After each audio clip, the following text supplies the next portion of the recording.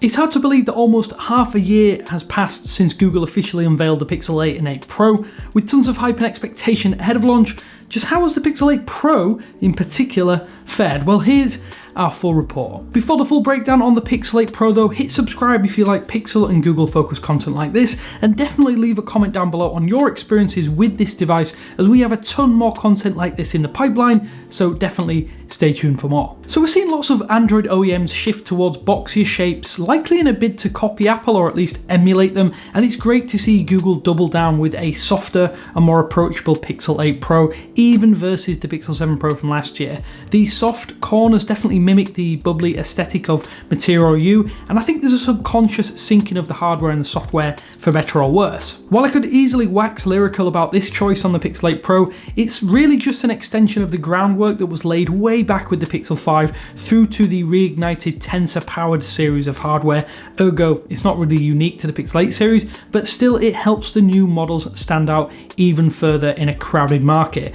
Leaning into the differences between Pixel and the rest of the smartphone space, I think is commendable, and something I do hope continues with the Pixel 9 and beyond that. And that's really just a long way of me saying that I like the size and shape, and it's been well thought out across the board. Ordinarily, we see Apple lead the space in terms of hardware traits, and that's led to some sharp, boxy styles, and we hold our devices for multiple hours a day, and rounded corners along with softer edges definitely elevate the Pixel 8 series way above the competition in terms of pure comfort, and that's even with cases on these. This definitely needs to be something more OEMs pay attention to, because as the space does stagnate, which it is, we're left with a lot more homogeneous handsets. Ditching the curved screen has made such a huge, unexpected difference to the overall enjoyment of using this particular Pixel phone that I really hadn't anticipated, because for the first time I have zero complaints about a Pixel screen. There's no curves for me to complain about, and it gets ridiculously bright, the viewing angles are actually superb, and the tuning is, as you'd expect, exceptional. I think it definitely could be a little bit smoother at 120Hz, but I'm not sure if that's a fault of the panel and it's more to the tuning of Android apps running on the platform itself. Although the screen is not quite 100% symmetrical on all sides, the bezels are definitely a big plus here, as you get content from edge to edge with only that punch hole as an interruption. I don't often watch movies on small screens such as this, but I have done with the Pixel 8 Pro, and that probably says something more about the screen quality than anything. And maybe I'm in the minority, but I don't have strong or negative feelings towards the in-display fingerprint scanner. It's fine in my experience, but I do sometimes notice that it can reject my scan attempts when I have damp or slightly wet hands, which is definitely surprisingly common here in the UK. The face unlock option is super smooth and speedy, and it does save the day a lot of the time anyway, and I do hope that Google can upgrade or update the fingerprint scanner for something a little more speedy in future, because the optical reader can actually, as well, on top of being a little bit slow, light up a room at night, and that's something that really does annoy me. I did use the Bay Color Pixel 8 Pro up until recently. After a while I did find that saturated colour, although attractive, didn't matter to me as much as I probably expected. Switching to the mint version, I think I'm more content, as it's super fresh and it's a little bit less aesthetically out there. No matter which colour you do prefer though, I still think we have, or should have had, a matte frame, as the soft touch frosted glass does look stunning in its own right, but one thing I have noticed is that the edges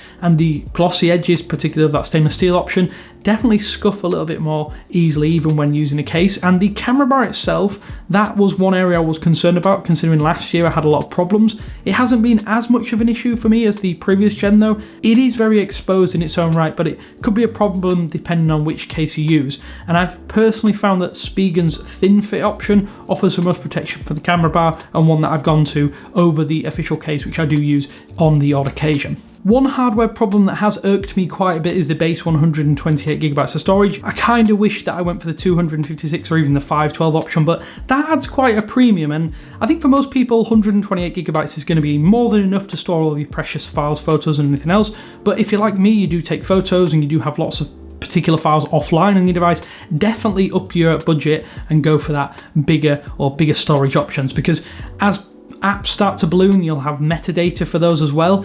You can kind of mitigate this by offloading content or backing up to cloud-based storage options like Google One fairly seamlessly, but it isn't the catch-all solution that you would expect it to be, at least at this point in time. And I will say that given Tensor ain't exactly a powerhouse, I think for me it's still more than enough to keep me satiated daily. Google continues to refine Android OS on Pixel phones, and that means minor changes, tweaks and adjustments. I actually like this. It proves how mature the platform has become on the Pixel 8 Pro, and that's definitely evident from the outset. To counter this though, the further push of AI is aimed at making life easier, and I would probably agree if all of the features like the summarize option were available in every region, especially regions outside the US.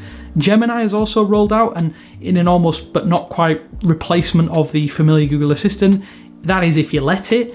Gemini can be a little bit more accurate, at least at recognizing my voice commands, at least in my own experience, but I've yet to really find a use case on my Pixel 8 Pro that I would use ordinarily or regularly or instead of the Assistant. Plus I will say that the Assistant just has more functionality right out of the box, so Gemini feels, at least on phones, in a beta in all but name. Another frustrating element of this Gemini rollout is that you have to use voice commands to actually access it, so the handy microphone shortcut in the home screen search bar becomes useless unless you downgrade to the older and actually more capable Google Assistant.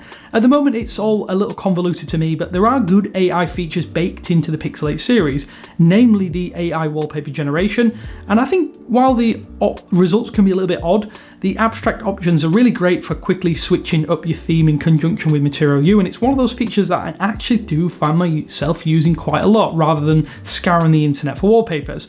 Circle to search is another cool added function that I could see people using quite often. I've been treating it a little bit like reverse image search for things when I'm out and about, and for that I think it's really good. It feels like a shopping tool, at least in my use case so far, but that is probably due to my lack of imagination when actually using Circle to search. It might seem pretty obvious, but I'm not a huge AI proponent, but I will say Google's integration approach from the outside looking in feels sensible and measured. Functions like Magic Composer definitely expand beyond Smart Reply and feel cohesive to the helpful Android 14 experience. There are other cool camera functions like Best Take, but I will say, having taken 0 group photos in well over a year, I haven't even tested this function in the real world, but it does look cool from the ads that Google have shown, and people have shown me some cool results of it. Magic Editor also feels way better than Magic Eraser, to the point I actually ought to use it more often to clean up some of my favourite photos. I would like to see more tools get added here though, as there are lots of competing services that offer a little more functionality with similar AI tools, especially with image manipulation. The thing is, I'm constantly feeling left that AI is added value at this stage rather than a core tenet or core selling point of Android on the Pixel 8 and 8 Pro. There's no doubt that this could evolve in the coming years, given that 7-year update promise. It will mean that you potentially be able to use these devices up to 2030, but it'll be interesting to see just what Android actually looks like, or whether the Pixel series is still around by that time, as we're in for a fun ride at the very least, especially if the battery does hold up into the future. Thermals have been a concern for the Tensor G3 processor, and that's more than fair given the below par heat management of the previous generations. I did notice that while recently roaming with the Pixel 8 Pro, it could get a little warmer than usual, but I figured that was due to constant network scanning while on European cell carrier networks. I will say though that signal strength is consistent and most importantly reliable, which is something that I know a lot of people have complaints of in the past. I'm very happy with what I can do with the Pixel 8 Pro despite its low performance ceiling with that Tensor G3 processor. However, I'd really like to see Google at least get closer to the current crop of high-end Qualcomm chips in the future, as this feels like an upper mid-range chip at best. Almost 4 years after the launch of the Pixel 5, it feels like Google was really tempering our expectations with that genuine mid-range phone for what Tensor would bring to the table every single year. I think if you care about raw specifications, even at this part of the video, it seems that the Pixel isn't going to deliver on that front, at least for a long time yet.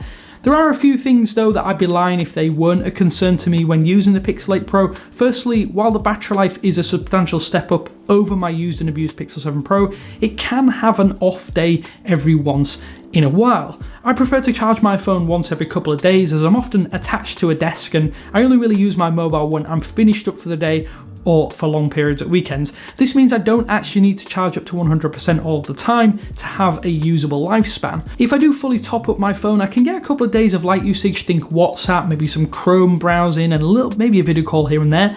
I'm not sure what that actually equates to as far as screen on time is concerned, but it does involve lots of scrolling across a wealth of applications, and I think for me that's good enough.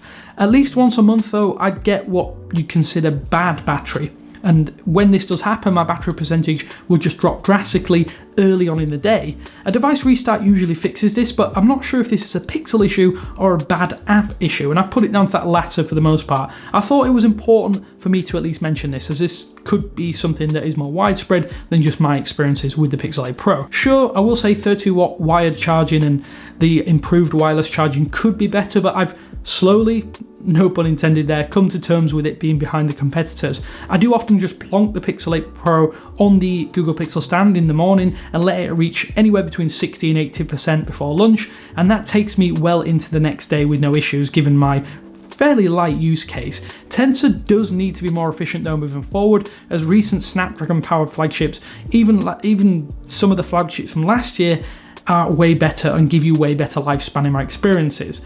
The Pixel 8 Pro gets a low passing grade from me when it comes to lifespan and longevity, so read into that what you will. Without scientifically analysing the Pixel 8 Pro's camera system, it feels in lockstep with what you'd expect from a Google smartphone in 2024 and beyond. The TikTok approach to upgrades and changes means that there isn't a overall quantum leap in the quality versus the Pixel 7 series, and in actual some cases the Pixel 6 series. It does everything realistically with a minimum of fuss, and moving subjects and accurate skin tones are two of the core selling points, at least from my perspective. The wide angle bump into 48 megapixels helps compete in with an impressive hardware stack that produces a signature Pixel look, and it's hard to describe, but once you see it, you know that you love it. Before I gush too much about the reasons why I always rely on a Pixel to take photos, I have a few gripes with the camera system though. I don't think Google has really resolved some lingering problems from last year. The edge detection when using portrait mode is better than it was, but it isn't quite as consistent as a Samsung phone in my experience. I do find it's better when using the selfie camera than with previous generations, which is probably due to the addition of autofocus, and selfies do have fewer image artifacts as a result of that autofocus mode. So while for the most part it's business as usual in the stills camera front, to Google's credit, some other promised features are now arriving. Sure, Video Boost took way too long to arrive, and I think it's a neat feature, but it does have some problems of its own. The processing time is way too long. The results also vary from video to video and likely should really only be used in low light situations, as daytime video receives little to no major benefits for that time waiting when Video Boost is active. And I will say limiting to 30 FPS is super frustrating, as are the huge file size changes, and I hope this is something that Google can fix in future. Complaints aside, the differences can really be stark when using Video Boost in darker conditions. It's here where I think the trade-offs for processing are a little bit more worth it. Just make sure you have lots of Google Cloud storage, as these files can be multiple times larger than what you're used to. Back to the regular stills modes for a change, and I'm actually glad that Google has finally listened and given us some manual controls on the Pixel 8 Pro. It's a shame it's not available on all of the devices in the lineup, but I would never really use manual controls personally on a smartphone, as I have infinitely more capable dedicated mirrorless cameras and multiple lenses to choose from if that is a concern for me. That said, my lack of utility aside, manual controls are for everyone and they're to be applauded, and although not as in-depth as Expert RAW and Samsung phones, you can still mess around like you would on a manual camera, and that's really nice to see finally on a Pixel phone. I advise most people against doing this though, and just shoot with the auto settings or enable raw image output if you want extra control after the fact or after the shutter's pressed. Alternatively, I will say the full 50 megapixel mode is where you'll want to go if you want proper high resolution stills. I think it's a little bit cumbersome when in this mode, but it's another long overdue addition to the Pixel camera system. I may have given a little bit of credit for some added features, but I've got to say, where is Zoom Enhance? I hate that Google still has this habit of adding certain key selling functions later down the line, and this is definitely one of the most frustrating. It's more frustrating as well because it's not like the zoom capabilities are bad as is on the Pixel 8 Pro, but surely it should have arrived by now, and maybe it will arrive by the time you're watching this video. One of the only other sore points here with this camera system is the temperature sensor. It's merely a remnant of that COVID period, and to most people it probably won't be a particularly useful portion of the camera stack. it isn't all that accurate either in my testing. Luckily though, it isn't a core component, so it doesn't necessarily ruin the setup, and I'm sure that you actually might find a usage for it for your own. If you like checking if you have a temperature before getting ill, that might be a use case, but I could see it getting ditched in the Pixel 9 Pro entirely.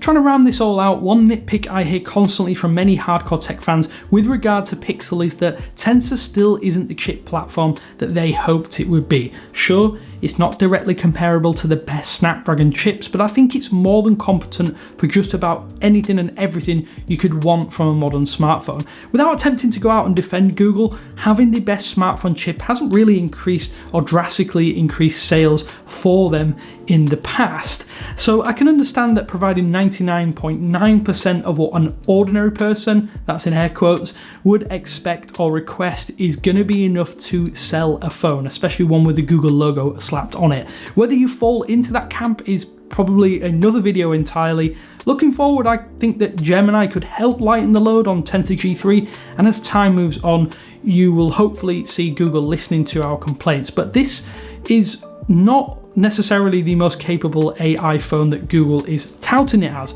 The reality is that while some of the functions are nice to have, they aren't really enough of a reason to pick up the Pixel 8 Pro over some other devices, given that Samsung has now released the Galaxy S24 Ultra, which has many similar options and even a few identical AI functions baked into One UI 6.1.